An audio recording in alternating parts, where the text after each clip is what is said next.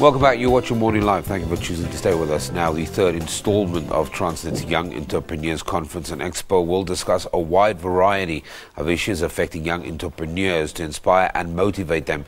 The event takes place on the 4th to the 5th of June 2015 this year, this month, President Hotel in Bloemfontein, with about 30 speakers from different industry sectors.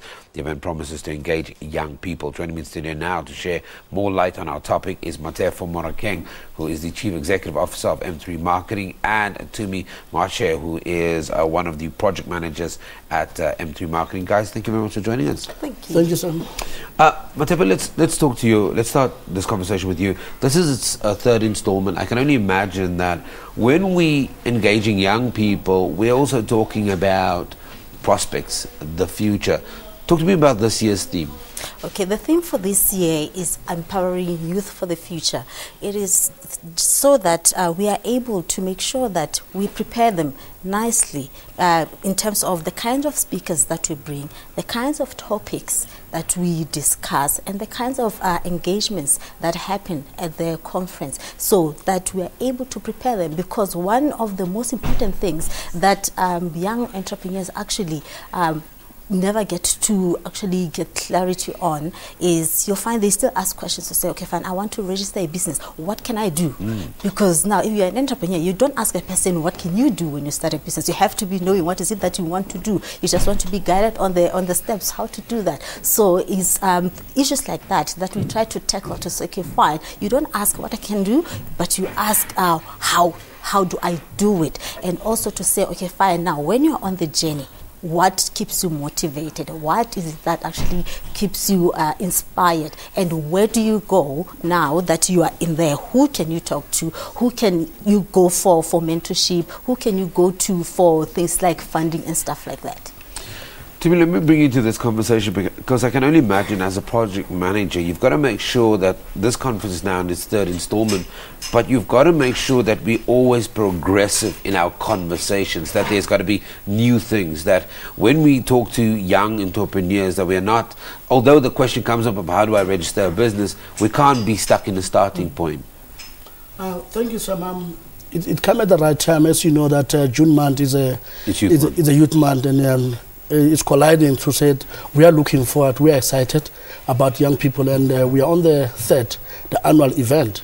And we've got the prominent guest speakers that will be addressing the young people, and we've got the stakeholders. We've got almost about 20 guest speakers. I mean, to name one of them is Jabu Stone, who has done tremendously very well in the hair production. And we've got the Speaker of the Legislature, Mema Miki, who will be the keynote address, able to talk about the opportunities that are happening. As you know, that as a country we are facing the challenges of inequality, the high rate of young people, and we've got a testimony. We've got people like Lesiho, who has done tremendously very well.